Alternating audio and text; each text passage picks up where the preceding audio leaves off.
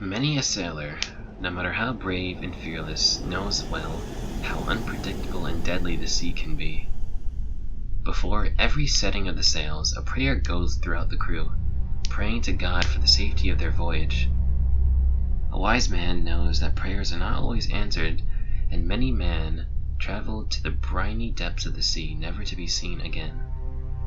Some men say, though, they have managed to cheat death in those moments with a ritual that may not be worth living for later. The ritual is fairly simple, but not one that one wants to use unless they are in mortal peril and know it, providing that they are not sinking fast enough in the water to choke their words. A man must repeat the words, "Devil, take my soul across the Styx. God has abandoned me," 3 times at the top of his lungs. If he truly puts himself and his soul into it, the ferryman shall come.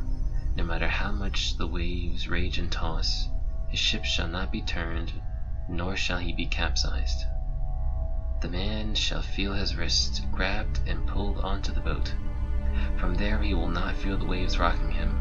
He will feel no hunger, no thirst, only the breath in his lungs and the wind blow softly across his wet face.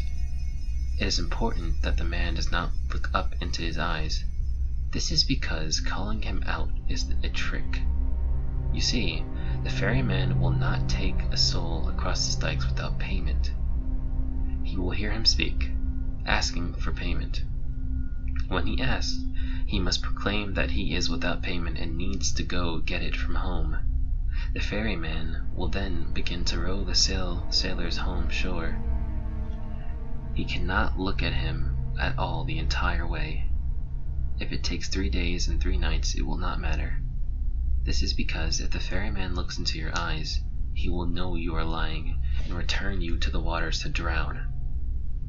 When you finally reach the shore, the sailor must thank him and tell him he will return shortly.